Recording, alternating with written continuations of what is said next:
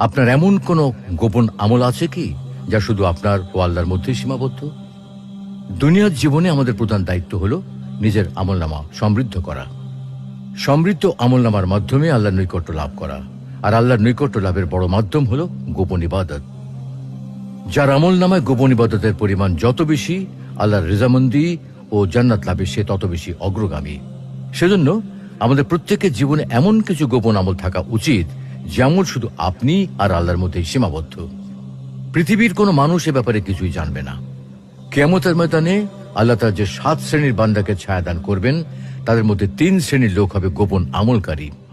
নবী করিম সাল্লাল্লাহু আলাইহি ওয়াসাল্লাম বলেন, সেদিন 7 শ্রেণীর ব্যক্তিকে আল্লাহ তার আরশের ছায়া আশ্রয় দেবেন, যেদিন আল্লাহর আরশের ছায়া ব্যতীত আর কোনো ছায়া থাকবে না।